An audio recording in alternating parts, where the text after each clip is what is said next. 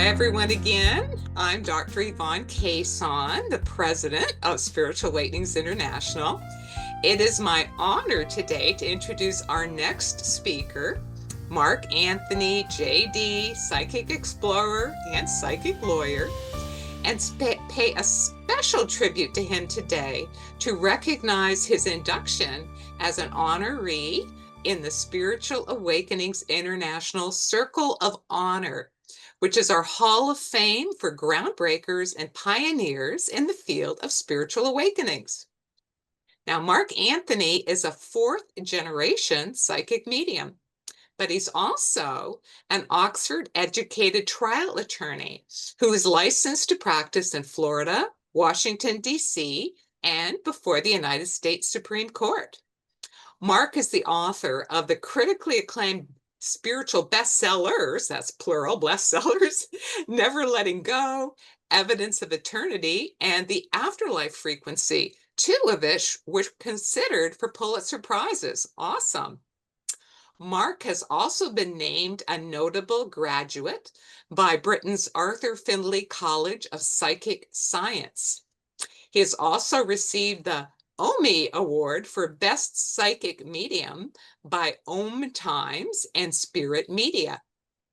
Mark Anthony co-hosts the show, The Psychic and the Doc, which has been recently awarded the Best Radio Show 2024 by Best Holistic Life magazine. So congratulations, Mark Anthony, on your induction into the Spiritual Awakenings International Circle of Honor, and we look forward to what you have to share with us today. Thank you, Yvonne. That's very kind of you, and I want to thank everybody for being part of this today. Wonderful. Well, welcome to the Spiritual Awakenings International 2025 online conference, and I'd like to invite you to my talk, which is Reincarnation, Déjà Vu. Who were you before you were you? When we die, the energy of the human soul leaves the body and plunges it like a drop of water into the eternal sea of souls, which myself and several of my colleagues, and several of whom are here and have spoken today and yesterday, refer to as the collective consciousness. The question is, does the soul return to Earth in another body? So how do we explain reincarnation? Is it through faith or science? Faith teaches us that the soul, the spirit, the consciousness comes into the body and then lives on after the body dies.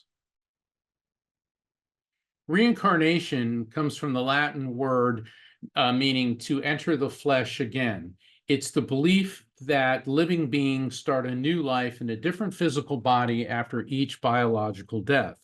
Historically, reincarnation has been associated with the Hindu and Buddhist religions, both of which incorporate the doctrine of samsara. And samsara is the eternal cycle of birth, death, rebirth, death, and birth again. But as the Dalai Lama has so wisely pointed out, reincarnation is not exclusively a Hindu or Buddhist concept, but rather it is part of the history of human origin. And my research has indicated that one of the great early Christian thinkers, his name was Origen of Alexandria, and he lived in Alexandria, Egypt in the late third and rather the late second and early third centuries. And he rejected the notion of eternal damnation. He taught that through multiple ages and a succession of lifetimes, that all spirits, even Satan, would eventually be reunited with God.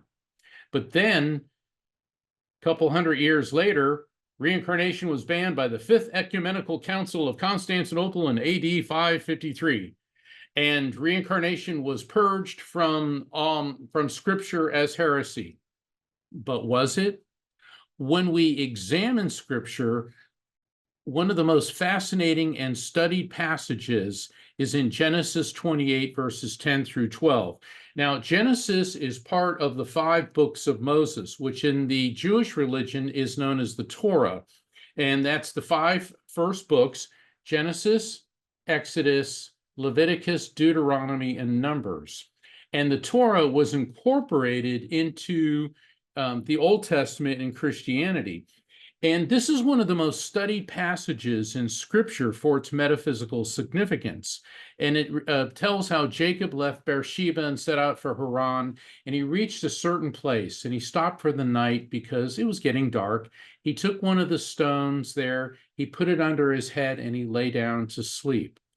And then as he slept, he had a dream in which he saw a stairway resting on the earth with its top reaching to heaven, and the angels of God were ascending and descending upon it. When Jacob awoke from his sleep, he thought, "Surely the Lord is in this place, and I was not aware of it." He was afraid. He said, "How awesome is this place? This is none other than the house of God. This is the gate of heaven." Well, how cool is this? 3,000 years before Led Zeppelin, this was the original Stairway to Heaven. But all joking aside, this passage has been studied so heavily, not just by Hebrew and Christian scholars, but also by Buddhists, Jains, Hindus, and spiritualists. And the reason for that is the metaphysical and mystical meanings of Jacob's ladder. The questions it presents.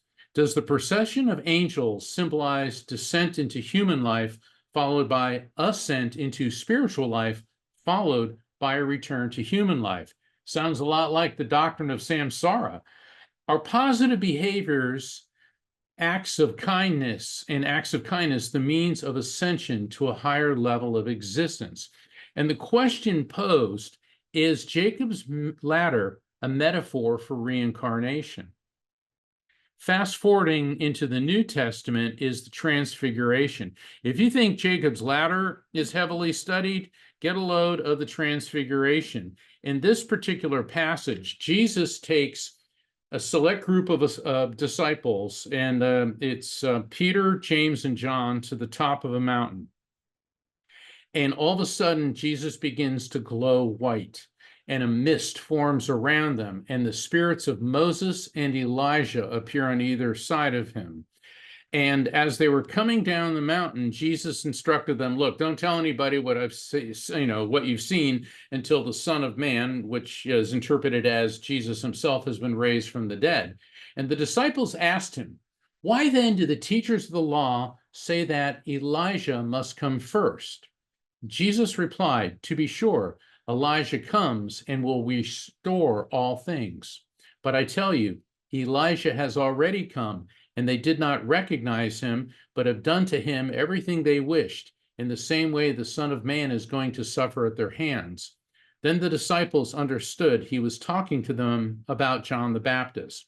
Now, this passage is tremendously significant in Christianity, because as Jesus appears and he brings forth the spirits of Moses and Elijah, and I always get a kick out of people when they say, "Well, mediumship is not of God." Well, here is Jesus bringing forth two spirits, Elijah and Moses.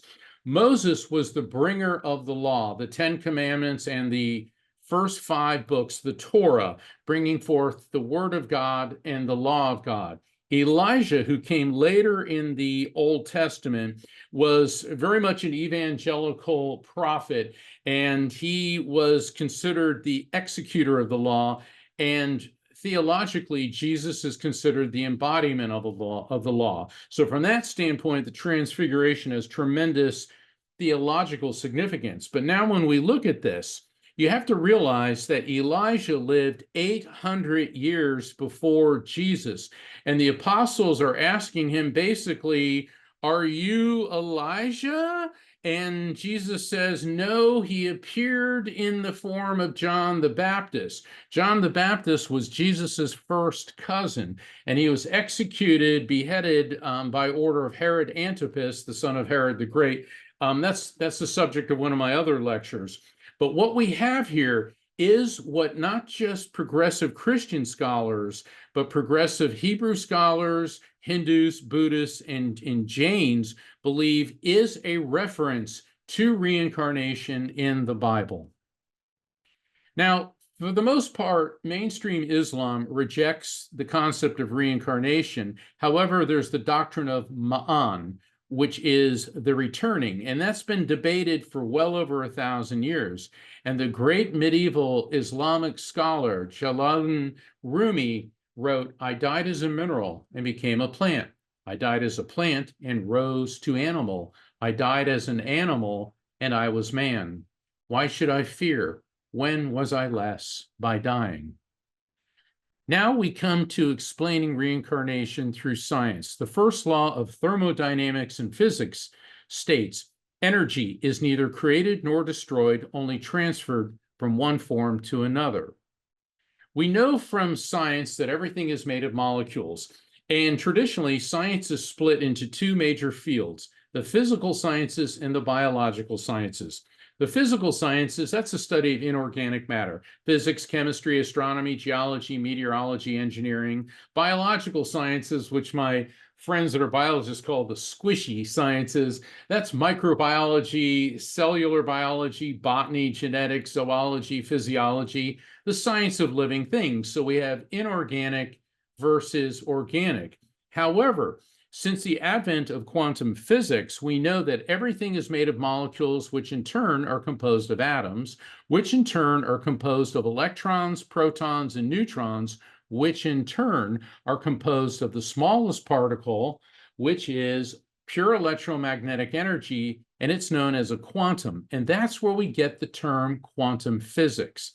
Now, this means that everything in the material world universe, all of you, your bodies, the chairs you're sitting on, the radio waves that this conference is being presented on, the light of the sun, the rings of Saturn and beyond, are all at the subatomic level composed of the same form of electromagnetic energy, which is a quantum. People say to me, "Mark, that's really hard to wrap my head around." To which I like to reply, "You think?" I mean, this did take Albert Einstein to figure this out. And not just Einstein, but Werner Heisenberg, Niels Bohr, Max Planck, Louis de Broglie, Mileva Einstein, Einstein's first wife. These are some of the greatest minds humanity has ever approached. Not only approached, but produced. So if you have a hard time wrapping your head around it, don't worry. You're in really good company. Now, in more recent years, quantum physicists, including Dr. Michio Kaku, who's not only a quantum physicist, but co-founder of string theory, which proposes that there's not just one universe, but multiverses. And he has come out and said, eternal life does not violate the laws of physics.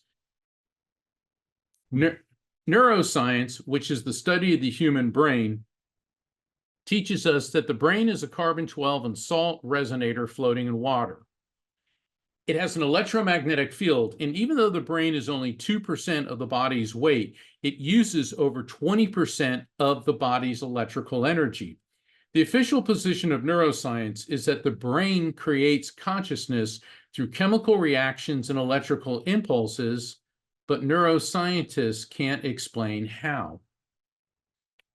My friend and colleague, Dr. Evan Alexander, who is a very famous near-death experiencer, and I believe probably everybody attending this conference has heard of him, we were discussing this, and he said, you know, Mark, you look at a book on neuroscience, and it's 600 pages long, and it's about the functions of the brain, and maybe, just maybe, there's a paragraph on consciousness.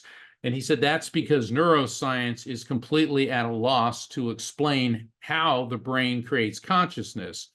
Well, quantum physicists have now chimed in on this debate, and Professor Hans-Peter Dürr from the Max Planck Physics Institute, and I've spent a lot of time in Germany, and I've spent a lot of time with physicists, and I can tell you from personal experience, you're not going to find a more serious person on planet Earth than a German physicist. And what Professor Dürr said is that the brain is like a computer hard drive. When the hard drive dies, we do not lose the information, this consciousness. The body dies, but the spiritual quantum field continues. In this way, we are immortal. Now let's pop across the English channel to Oxford to Sir Roger Penrose, and I'm very proud of him. He recently won the Nobel Prize in physics, and he also teaches at my alma mater, Oxford, and he says that consciousness derives from quantum vibrations within the brain's neurons. In the spiritual sense, consciousness has been here all along. And he's joined by colleagues at the University of Arizona, Massachusetts Institute of Technology, and the University of Pennsylvania, to name just a few. So now we've got some of the top minds in quantum physics in the 21st century saying that consciousness is not created by the brain, it's only hosted by the brain, that it pre-exists. The human brain comes into the brain, and after death, it moves on. So what this means is we are not these bodies. We are energy, which is referred to as consciousness in the realms of psychology, neuroscience, and philosophy. In the realm of faith, it's referred to as a soul or a spirit. It's what makes us unique and includes our personality, observations, memories, knowledge, and love. Consciousness is pure energy. It pre-exists the body, comes into the body, and then lives on after physical death, meaning it is eternal. And this is from my books, Evidence of Eternity and the Afterlife Frequency. So I believe for most of us, this is very comforting that we are not our bodies. Other people may feel differently.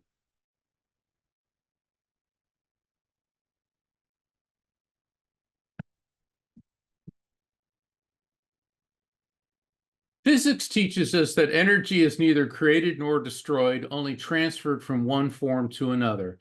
Faith teaches us that the soul, the spirit, consciousness, pre-exists the body, comes into the body, and lives on after physical death.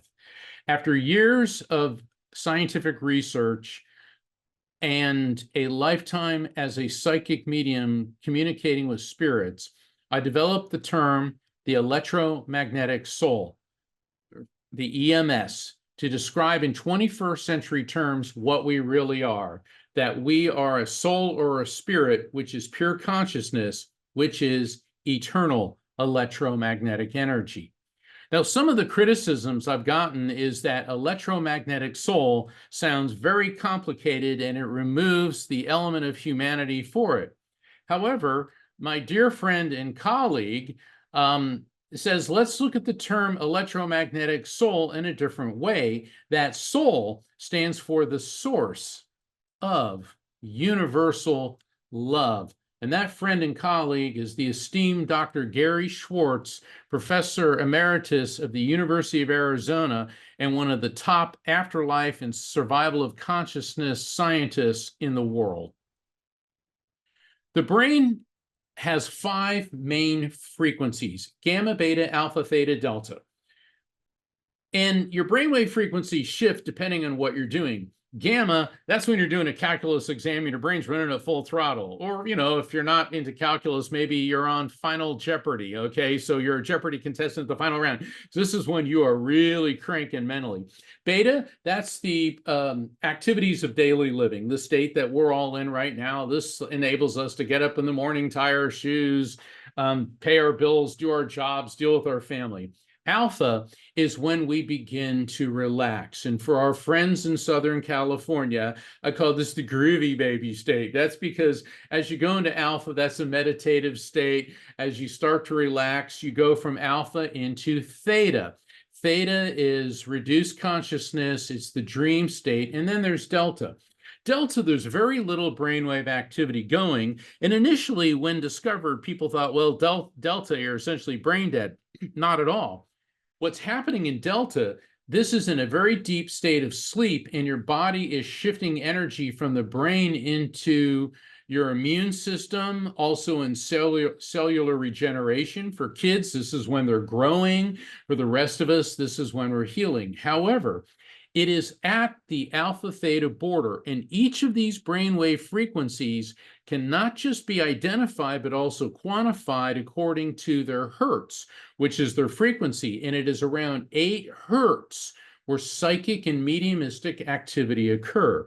And that's why many people have dreams where loved ones come to them and they have a contact experience, as opposed to a dream where a deceased loved one makes contact in this state. In other words, when you get to the 8 hertz, spirits can spot that and they'll align their frequency with your brainwave frequencies. And people communicating with spirits in dreams have been documented for thousands of years. What we don't understand, we meaning those of us who study mediumship and spirit communication, is how people like me can go from beta to alpha theta within seconds. And there's various theories about that, but that's a topic for another one of my lectures. So 2022 was a banner year in afterlife discoveries. And I can always remember this date, 2/22/22, February 22nd, 2022.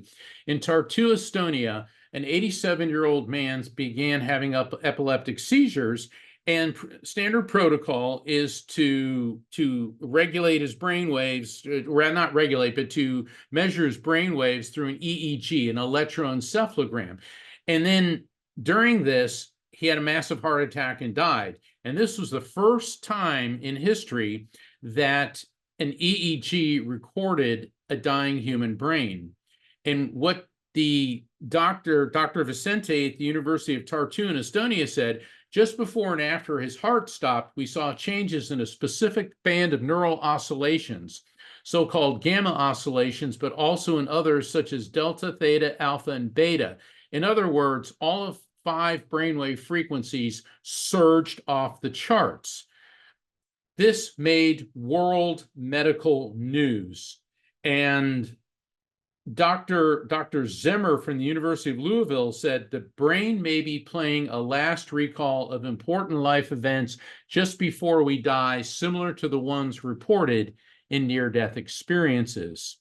Then this led to the lucid dying study of New York University in November 2022, and nearly 600 people at 25 different hospitals in the United States and United Kingdom. When people died and CPR was being administered, they were also hooked up to an EEG so their brainwave activity could be recorded. And the data was consistent with what had happened in Estonia. There was a massive brainwave spike in all subjects. 1 in 5 of the survivors reported lucid experiences of death, which were not hallucinations, illusions, or delusions. The lead scientific researcher, Dr. Sam Parnia, stated, identifying measurable electrical signals of lucid and heightened brain activity together with similar stories of recall death experiences suggest that the human sense of self and consciousness may not stop completely around time of death. This is huge. This is the first major piece of scientific evidence that suggests consciousness survives physical death.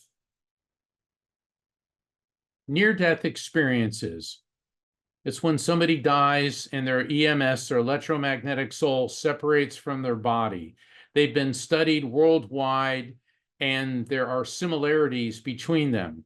Race, gender, religion's not a factor. You can have an ND no matter what you believe. You only encounter people who are dead. Drugs and anesthesia are not a factor. Psychic ability is enhanced. People are convinced of the reality of them. Scientists have concluded this is not a hallucination. People lose their fear of death. They also believe in interconnectedness. Remember the quantum, how we're all on the quantum electromagnetic level, interconnected, everything is. And then there's another fascinating side effect of near-death experiences is people who have them emerge with a belief in reincarnation.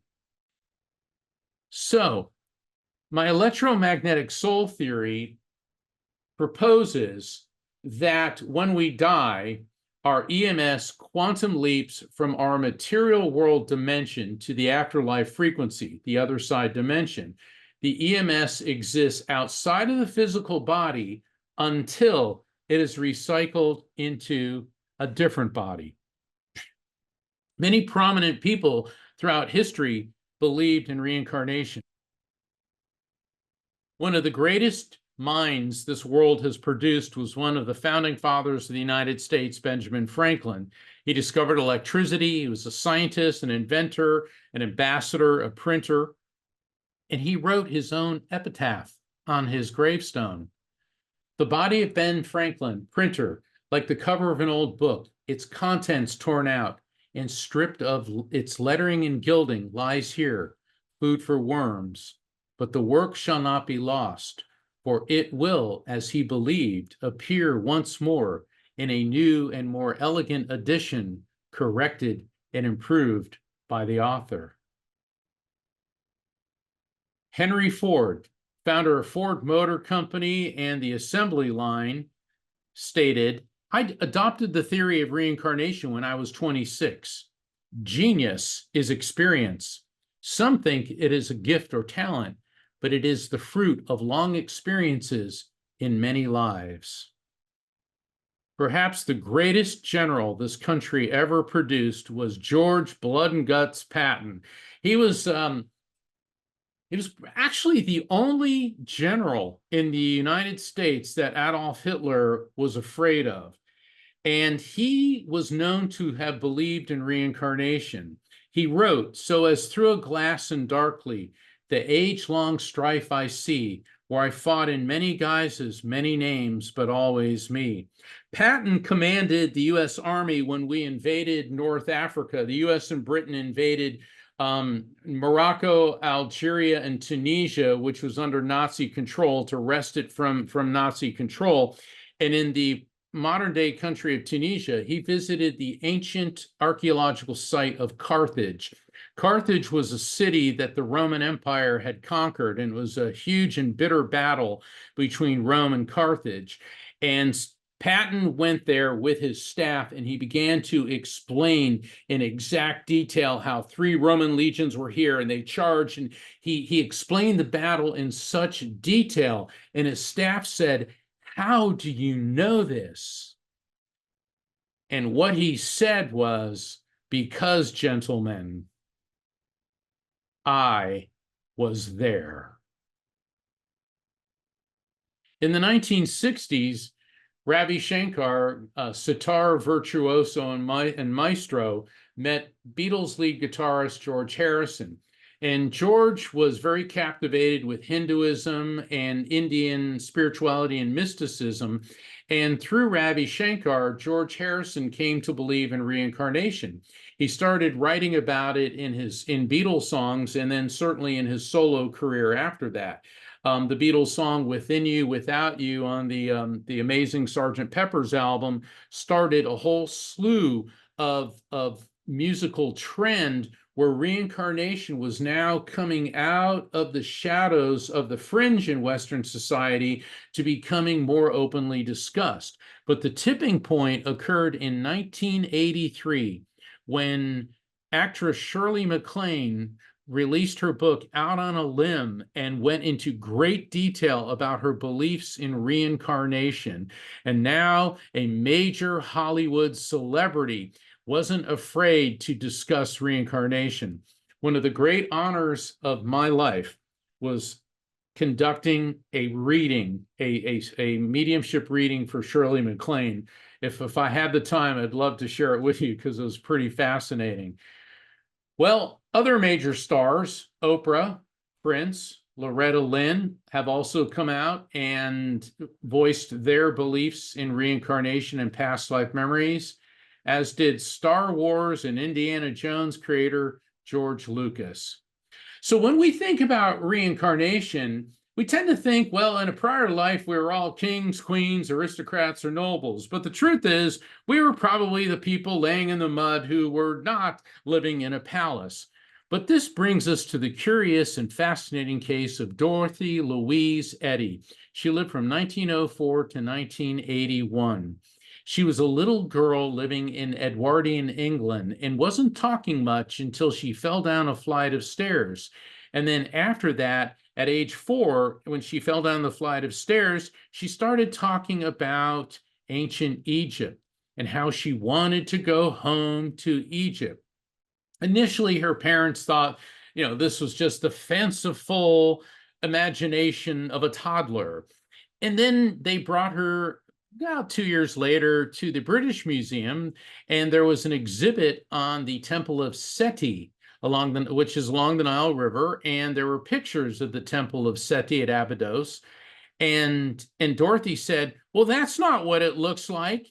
It's beautiful. It has gardens and fountains." And she went on and on about her life in ancient Egypt.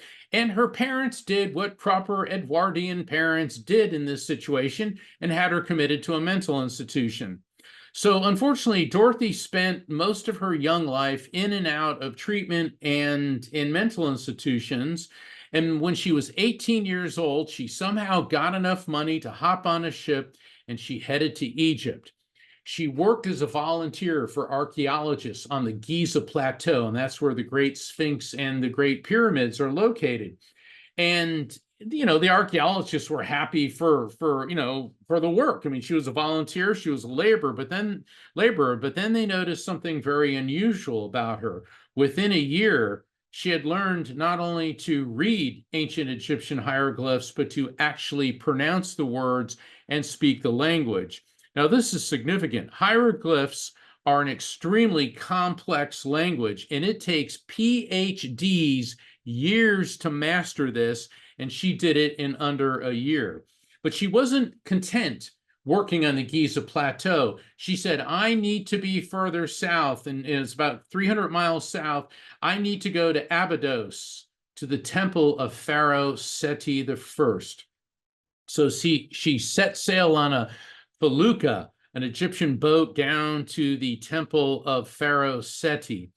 And Seti was an Egyptian pharaoh around 3,400 years ago. He was the founder of the 18th dynasty, and this is his mummy, and his mummy has the reputation of being the most handsome.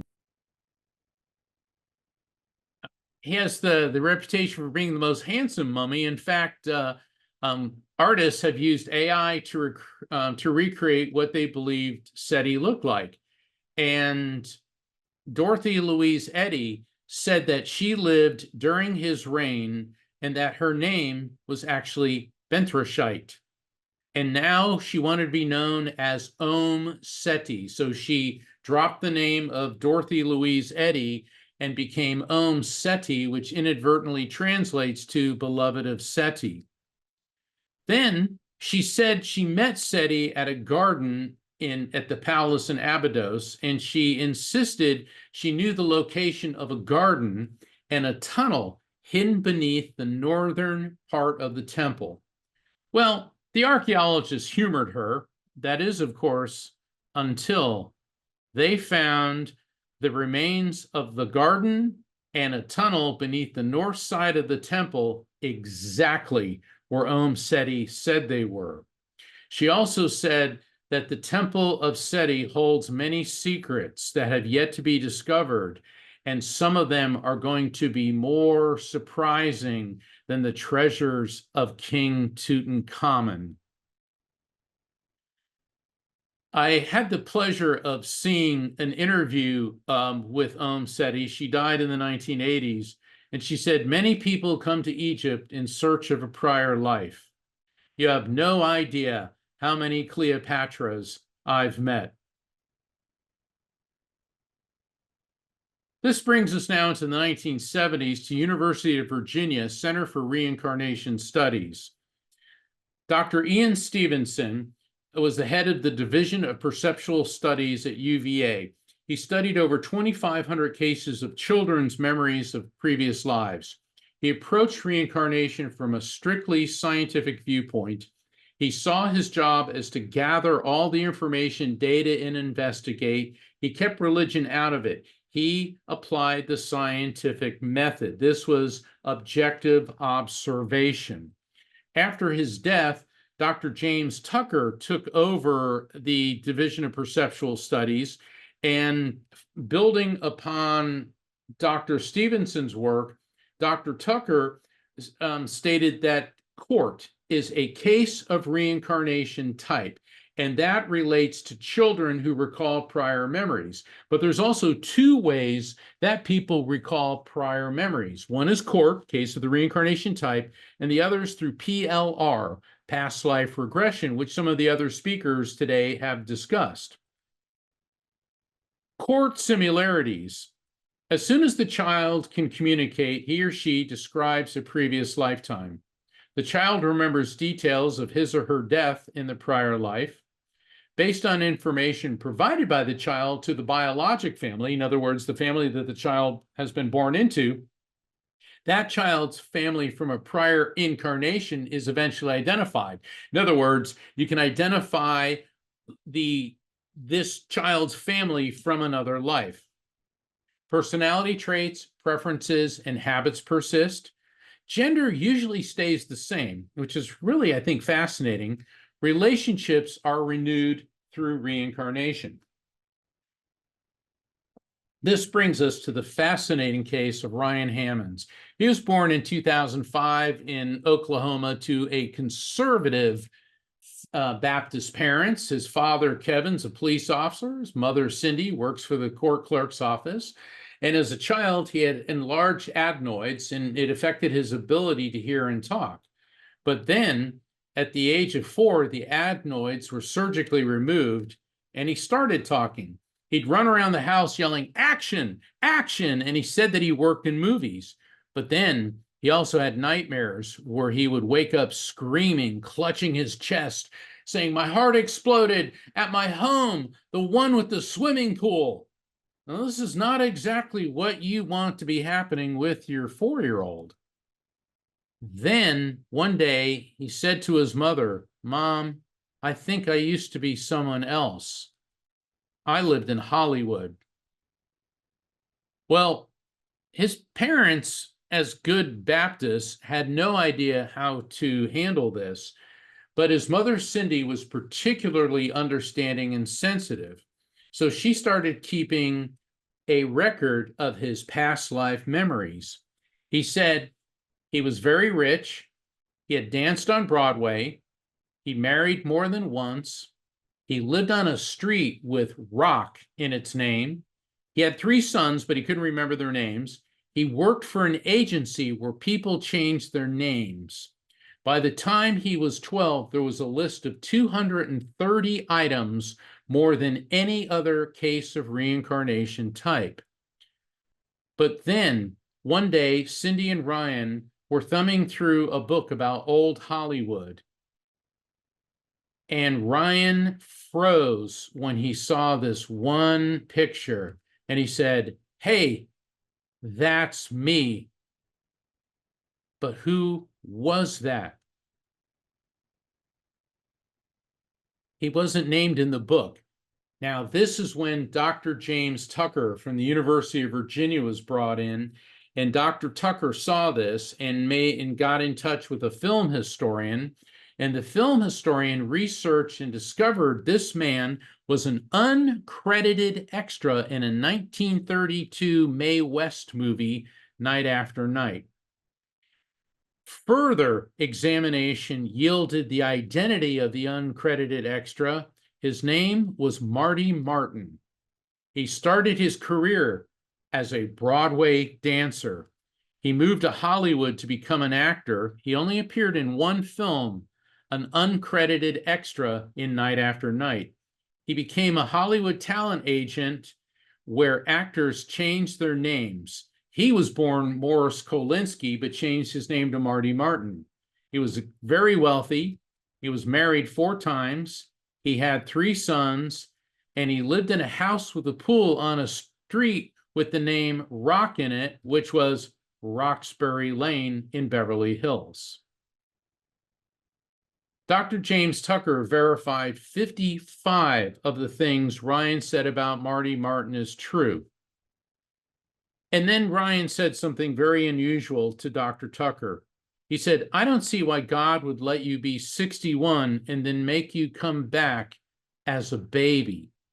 Well, this presented a real problem. This was the proverbial monkey wrench in the works of the reincarnation, the case of reincarnation type theory. And the reason for that is on the death certificate of Marty Martin.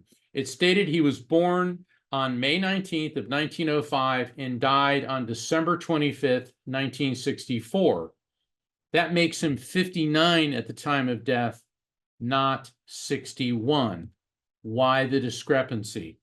Now, Dr. Tucker said that they were researching into to finding out how old Marty Martin actually was when he died.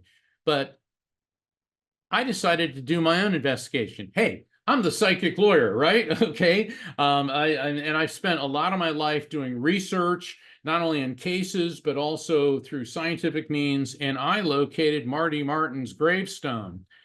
He was born in 1903, died in 1964. He was indeed 61 years old, just like Ryan Hammond said. Now, there was a clerical error on the certificate of death, but not on the gravestone. Look at it this way. This was a wealthy Beverly Hills talent agent who had at least 4 ex-wives and 3 children. Do you think for 1 second they're going to allow an error on his gravestone? Absolutely not. So Ryan Hammonds is correct. Marty Martin, who he was in a prior lifetime, was 61 years old when he died. Now, people always ask me, well, there's more people on Earth now than have ever lived on Earth before. So how could there be reincarnation? Well, yes and no. There's currently 8 billion people on Earth, which indeed is more than at any other time during Earth's history. The Population Reference Bureau, though, states that 8 billion is only 7% of the estimated 117 billion Homo sapiens throughout history. Homo sapiens, in other words, the type of humans we are, first appeared around 200,000 BC. Also, we have to keep in mind that Earth is not a closed system energetically. And what that means is that there's a steady flow of energetic vibrations, meaning souls coming into this planet and souls leaving this planet. Remember, on the quantum level, we're all interconnected energetically, and Earth is not a stagnant system. Now, the other aspect people bring up is, well, what about spirit communication and reincarnation? So let's say in one life, think of your electromagnetic soul as a librarian, okay? And that your different incarnations in various lives are characters in different books. In one book, you were Benjamin Franklin in his book Autobiography. And another, you were Anne Frank, the Diary of Anne Frank. And now you're alive and well, and you're Meghan Markle, and you just happen to be the character in Prince Harry's book, Spare. So let's say you're a relative of Anne Frank, and you want to communicate with the spirit of Anne Frank through a medium like me, but that spirit has reincarnated into Meghan Markle. Can you communicate with the spirit of Anne Frank? And the answer is yes. You have to realize that we're multidimensional beings, and while our EMS is housed in our brain, it is energetically linked to the collective consciousness. Also, because of that, our EMS is not only linked to the connective consciousness, but interfaces with it. So think of the EMS as a librarian, and the librarian has read all of these books. The librarian knows all of these characters, and the librarian retains the memories and personalities of this entire array of different characters. So even if your loved one has reincarnated and is alive now, you're still technically capable of communicating with the spirit of that person through connecting to the higher self aspect of the electromagnetic soul. And see, the EMS knows these characters, but the characters don't know each other unless, of course, you're a Dorothy Louise Eddy, Om Seti, or a Ryan Hammonds, where there's some overlap between incarnations. Past life regression therapy, PLR. That's hypnosis used to treat people with mental or physical pain with no discernible cause. Patients are hypnotized with the objective of accessing past life memories to discover the basis for the pain or trauma. Now, the paradox of past life regression therapy is the psychological profession considers it as therapeutic, but rejects it as evidence of reincarnation. My co-host and dear friend, Dr. Pat Basili, she co-hosts our show, The Psychic and the Doc, every Thursday. She's had a lot of experience with PLR. And this brings us to Captain Robert Snow, Indianapolis police homicide detective. He's tough guy cop, Methodist, no belief in reincarnation, 38-year police veteran, all about the facts and the evidence. While working on a case, he met a hypnotherapist who used past life regression therapy.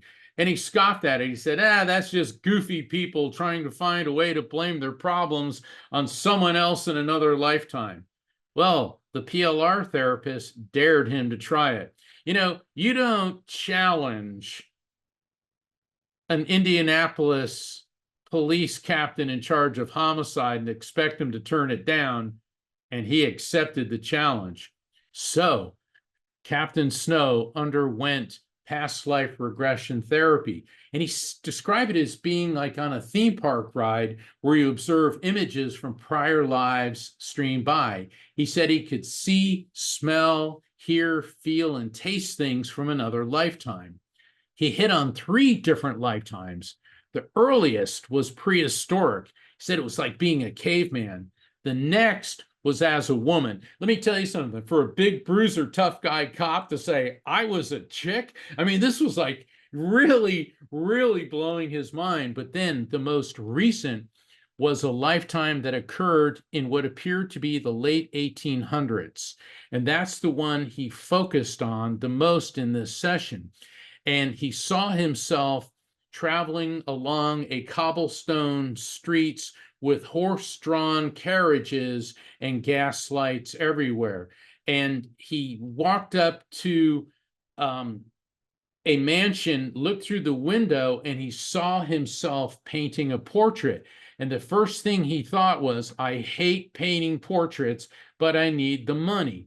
Then he realized he was somehow connected to France, but he didn't die there. It was somewhere else in a big city with tall buildings.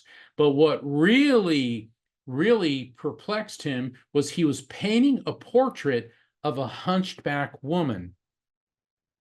Captain Snow engaged in more PLR sessions, and he notated specific details. Remember, this is a homicide, not just investigator, but the captain of the homicide division. He's a very detail-oriented guy.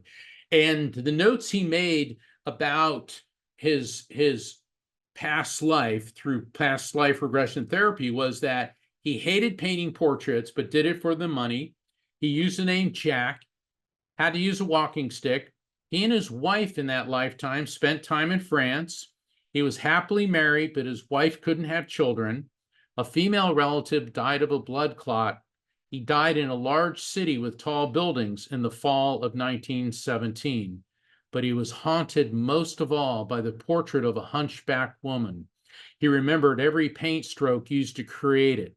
Why, he wondered, would someone with such a pronounced deformity want to have her portrait painted? Well, for 2 years, he used his police training to find evidence to authenticate the details of his past life regression therapy. Museums, art books, libraries, nothing. Now, you have to remember, this was in 1992, a year before the internet became public. And even the police at that time did not have access to the internet. And even in 1993, the internet wasn't anything like it is now. Well, his wife had had enough, and she said, look, we're going on vacation, and I want to go to New Orleans. So he said, okay. So they went to New Orleans, and New Orleans is a lot of fun. And the last day there, he's walking along Royale Street, and he just felt he needed to walk into this one art gallery, and then he stopped dead in his tracks when he came face to face with the portrait of the hunchback woman. This is impossible. How could this be? He could not believe his eyes. And he asked the gallery owner, who painted this? What is this? And the gallery owner said, well, it was some obscure artist. His name was J. Carroll Beckwith. All he knows that he from the notes here, he was born in 1882. He was American. He did spend some time in France, and he died in New York City in 1917. Okay, now the police captain and homicide investigator had a lead, and that lead took him to the New York City Academy of Design. And he found that J. Carroll Beckwith, like Captain Snow, was meticulous, very meticulous, to the tune of having a 17,000-page diary, which was on file at the Academy of Design. Snow verified every single one of the details from his past life regression therapy as true. Beckwith painted a portrait of a hunchback woman. He hated painting portraits, but did it for the money. Went by the name Jack and used a walking stick. He spent time in France, happily married, but his wife couldn't have children. He died in 1917 in New York City, a large city with tall buildings. But then the credibility of Snow's past life would be questionable if he claimed to be famous like Michelangelo or Monet. You know, people go around saying, I was Joan of Arc, I was Mary Magdalene, I was St. Peter, but he wasn't doing that. Beckwith typically painted portraits. He created no masterpieces. He wasn't famous. He was an unknown portrait artist who died in obscurity. But what really rocked Captain Snow's world was when he located the grave of J. Carroll Beckwith, his grave from a prior life. Snow said as he approached the grave, his left knee shook uncontrollably, like he needed a walking stick. Drenched in sweat, he said he felt like a rookie cop.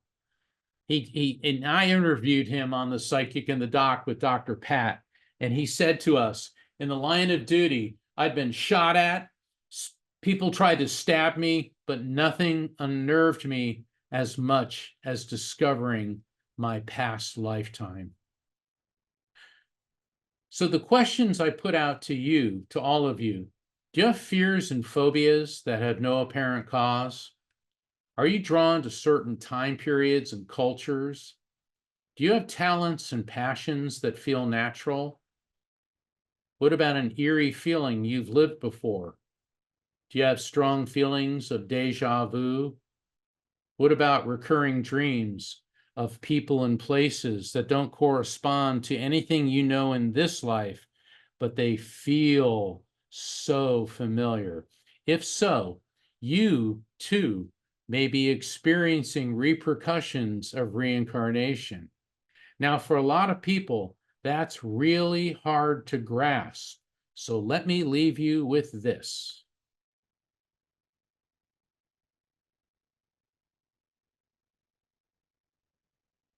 I want to thank everyone for tuning in and for being part of the Spiritual Awakenings International Conference.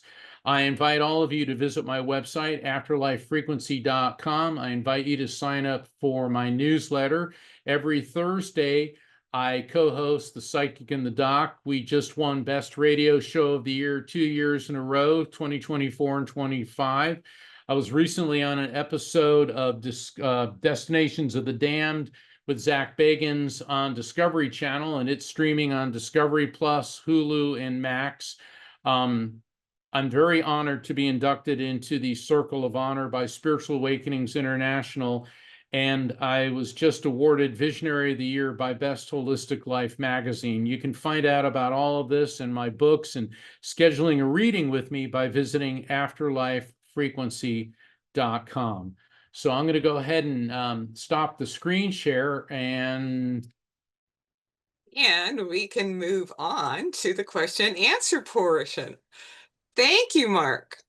Thank you, Mark, for an absolutely phenomenal presentation. As always, you're a combination of brilliant and bringing all sorts of information together, but also you're such a dynamic speaker that you just had the audience mesmerized. So Oh, people, thank you. now's the time to put your questions in the chat for Mark. I was making notes as people were posting questions during your presentation.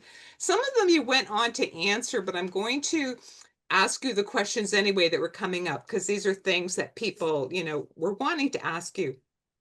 So the first one is about children who Yeah. remember their past lives. So you talk quite a bit about this, but it seems to be very common that even children who remember their past lives forget them later. So Yeah. what is your understanding about this? Why does this happen? Well, for some people, it doesn't. And this presentation, I have a much longer one. And then in my books, Evidence of Eternity and the Afterlife Frequency, I go more into reincarnation, because we have to stay within our time limits. Some children, obviously like Dorothy Louise Eddy and Ryan Hammonds, and then James Leininger, he's another one I talk about. And then there was Reena Gupta. That's a real fascinating story about a little girl who said she was murdered by her ex-husband, and she lived in India. And then they got her to meet her ex-husband, who was paroled for murdering his wife, and she refused to get near him. She screamed in front of the press, "He'll kill me again." So the children like that tend to remember this. But what I believe is around 2, 3, 4, children start recalling events from prior lives. But then once you start school and your attention gets distracted, also you have family pressures, school pressures, to not really talk about this and to suppress it, it just gets put on in the back shelf.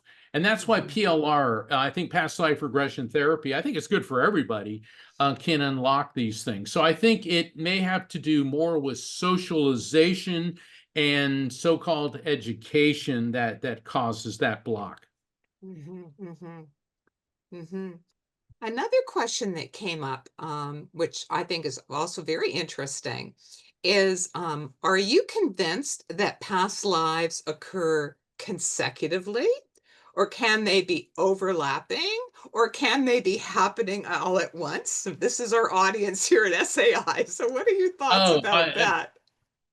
let me tell you something. I had to cut that section out of the presentation because it just would have been too long. Um, Einstein's theory of relativity states that time doesn't exist and that everything that was happening, is happening, and has happened, is all going on simultaneously. Think of your lifetime as a baseball diamond, and now we're hovering over it in a drone, okay? And the drone sees you playing each spot on the baseball diamond, and each spot is a coordinate in space-time, which is a different time in your life. Let's say at home plate, you're 2 years old, at first base, you're 10, right field, you're 15 years old, so on and so forth. So all this is happening simultaneously. And that means, and see, we tend to think of life traveling in a linear fashion. In other words, you got to run from home plate to first to second, third, and back to home. Whereas it's not like that. It's all occurring simultaneously. Well, let's take this even further to where instead of different coordinates in this lifetime, we're looking at several lifetimes. According to Hindus, your next life could be what we consider to be the past. So your next life, instead of being in 2134, could be in what we call 1642. And so I think that's really, really fascinating, and it certainly ties into Einstein's theory of relativity. Another interesting aspect is that a lot of the quantum theorists, particularly Werner Heisenberg, Max Planck, they were fascinated with Hinduism, and they always said that they wish they had discovered it sooner because the Hindu concept of the timelessness of time seem to parallel their observations and discoveries of space-time and the timelessness of time in quantum physics. So I'm giving you a very quick snapshot, and I hope that answers that question. Mm-hmm. So your answer was basically all of the above. Yes, all the above, all the above. And so related to that question was, is it possible to have overlapping incarnations, meaning that you could meet yourself on another incarnation right now in what we perceive as the present?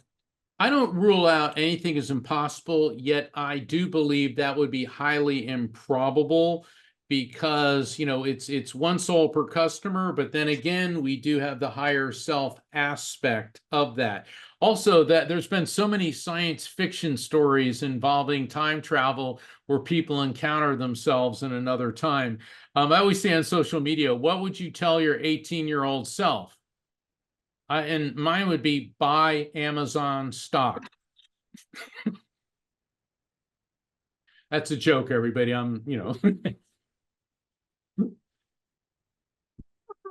So this is another one that came up, and I think you addressed it, but because it came up as a concern, and it actually came up in an earlier presentation as well at the conference, was people who are striving to have after death communication with the departed soul, whether it's through a medium or themselves, because they have some unresolved issues, some unfinished business that they want to resolve.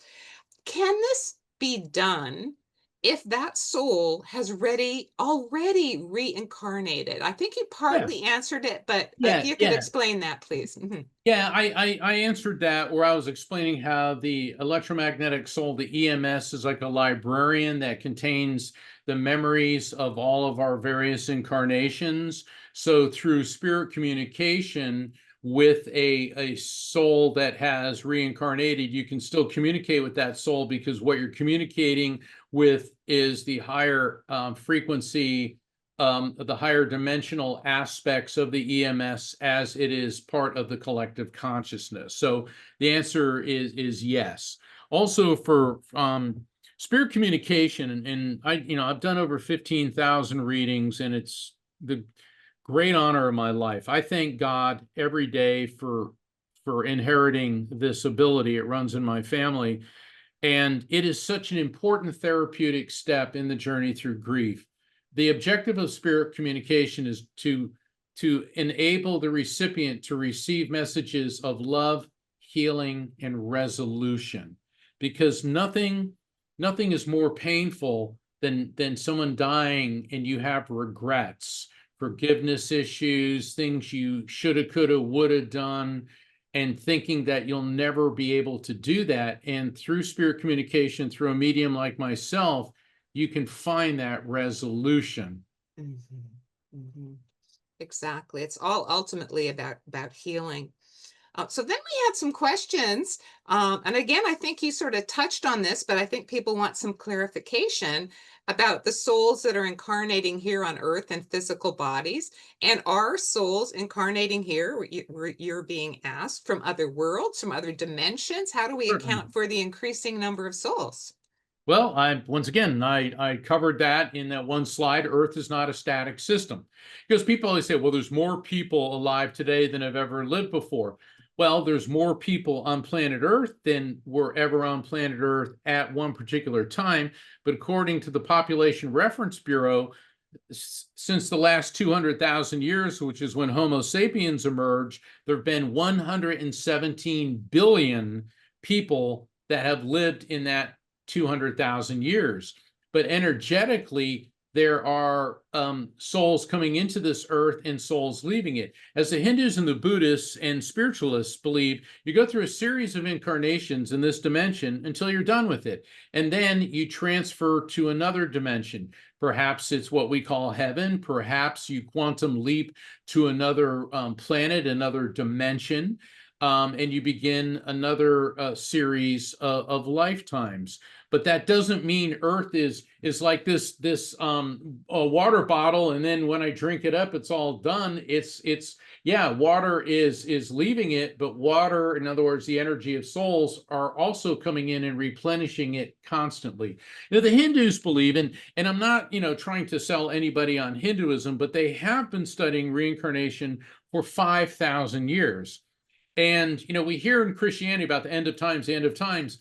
Well, the Hindus say that if Earth is destroyed, so what?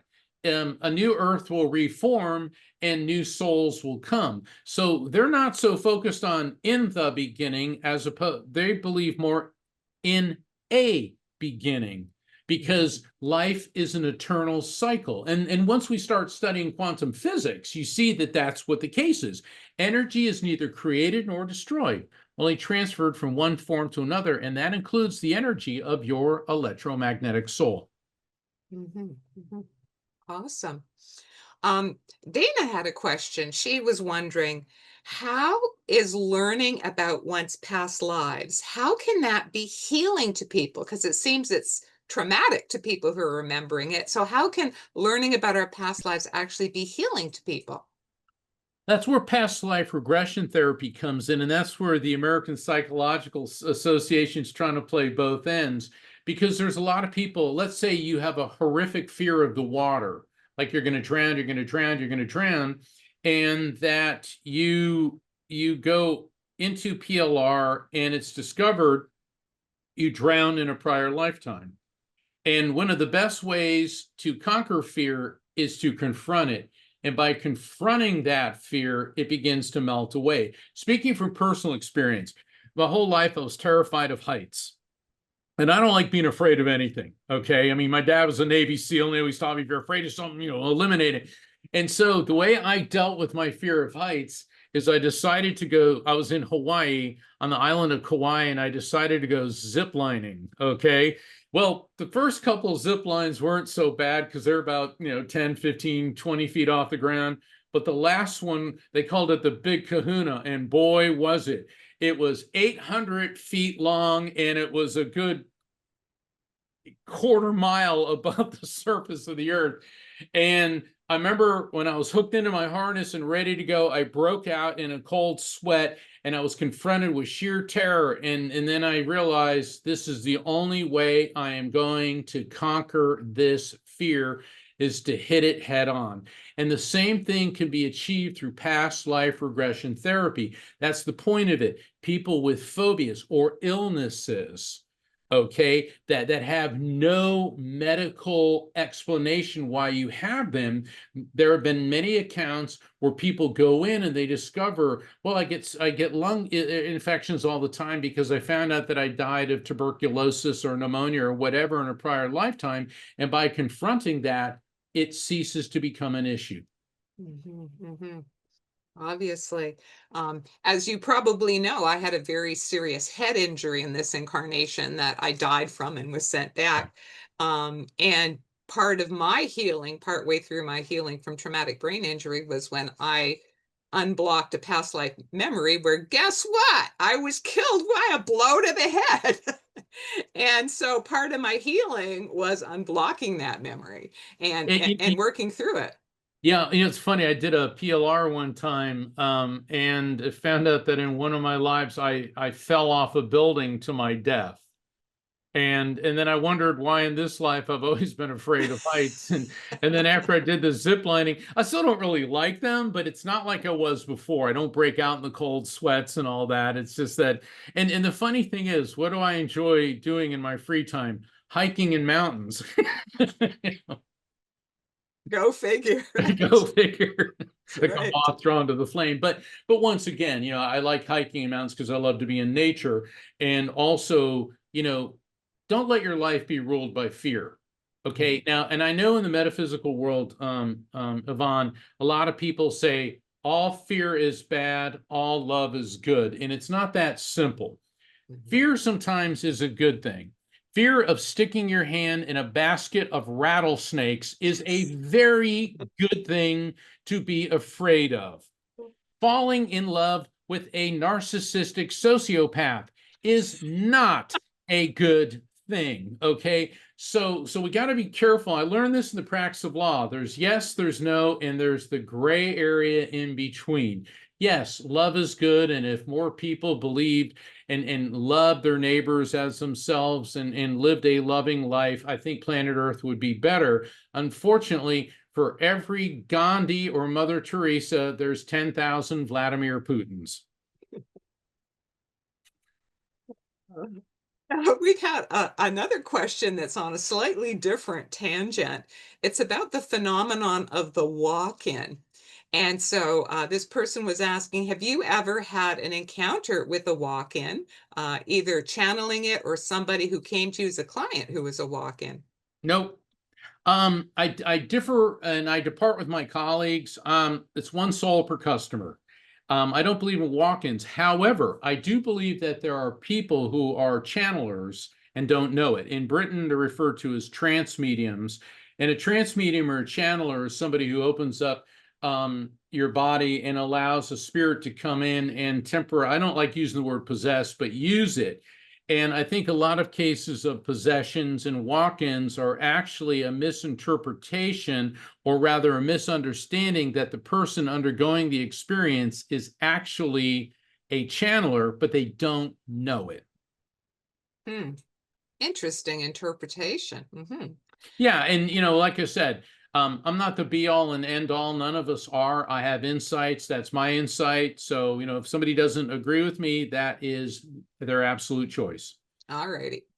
Now, Anne has an interesting question she'd like to ask you. She says, Mark, why do you believe the Christian church was so anxious to suppress or get rid of any notion of reincarnation?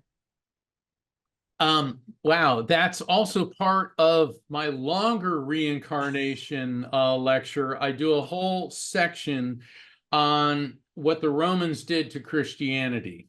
Okay, so up through the first couple centuries, Christianity was very spiritual, very metaphysical. But by the 4th century, in the 300s, Roman Emperor Constantine became, it's funny because he's the first Christian emperor, but he was hardly Christ-like. Okay, aside from being a brilliant general and eliminating his rivals, he pretty much had everyone in his family executed for treason. And he realized that the ancient religion of the gods from Mount Olympus, nobody was believing in that anymore. The Roman army was essentially following the Persian god of light. So he called for the Council of Nicaea, which imposed the doctrine of the Trinity. And the Trinity then said, Jesus is the Son of God and will return. But until he does, I, Constantine, Emperor of the Romans, am his vicegerent on earth. So now what that meant was Constantine painted himself in a Christ-like role of being God's representative on earth, and that if you disobeyed the will of the emperor and the laws of the empire, you were being an affront to God. You were insulting God Almighty, and you would be cast forever into eternal damnation. So here's where reincarnation gets shoved off to the side. And then 2 centuries later, at the Fifth Ecumenical Council in 553, which was in Constantinople, modern day Istanbul. And sorry, I don't mean to get into the whole Roman history because that would take, years to go through. But the Roman Emperor Justinian, who was every bit as politically savvy as Constantine, realized or wanted one empire, one people, one belief system, and reincarnation gave people an out.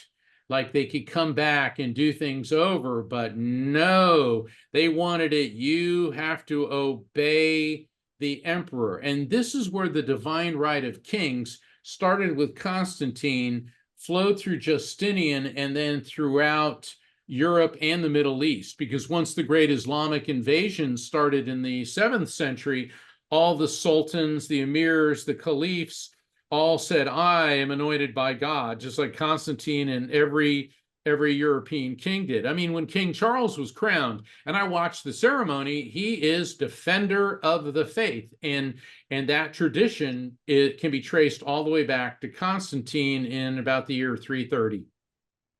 Wow. Okay, so this will be our last question. I mean, these we've had all sorts of incredibly positive comments, so thank you, Mark. Thank you, So everybody. the last question actually comes from me. Okay, I So know it's you, going to be a good one. let's hope so. Anyway, you had mentioned I'm sorry, I don't remember who you were quoting, that said genius, being incarnated as a genius, was based on having had many, many, many previous incarnations where one was accumulating knowledge, gifts, whatever, that resulted in genius in the current incarnation, which I found very fascinating. Many mystics recall being mystics in previous incarnations. I'd be one of them. So my question is about you. You know, you're born in a family. You said you're the fourth generation psychic medium in your family, so that's your bloodline. Do you have memories of being a psychic medium in past incarnations, and you think that that's perhaps why you incarnated in the beautiful family lineage that you incarnated in this time? I definitely have memories of past lives, and I'm actually going to be referencing that in upcoming talks. Uh-huh. So I got to be careful. You know, I don't want to let the proverbial black cat out of the bag. But I've wondered about that, Yvonne. You know, when I was at Arthur Findlay College and I was working with other mediums, and it was really wonderful being in this like Harry Potter-esque environment in England, and everybody there was a medium. And, you know, we used to joke and we would call the people, you know, in the nearby town muggles, and, you know, just as a joke between all of us. But the general consensus is we didn't view this as a superpower or anything that makes us superior to anyone in any way. This is a gift with great responsibility, and we all have varying gifts from God.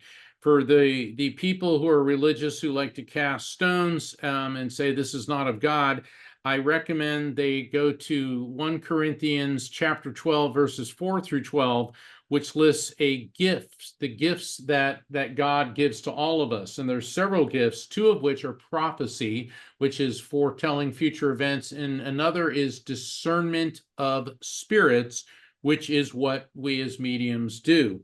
Now, whether this was an ability that I had in a prior life, I do remember my mother, who was a very gifted psychic medium, telling me that during a past life regression therapy, she saw herself in what is now France, and she saw herself practicing a psychic art. So perhaps the answer to your question is yes. Awesome. Well, thank you, Mark, for an absolutely spectacular presentation. And congratulations once again on your induction into the Spiritual Awakenings International Circle of Honor. Thank you very much. God bless you. Thank you, everyone. And hey, stay tuned for upcoming events with Spiritual Awakenings International. And I invite everyone to visit my website, sign up for my newsletter at afterlifefrequency.com. Thank you again, Yvonne, Anne, Robert, everyone associated with this. Thank you so very much. God bless and good night.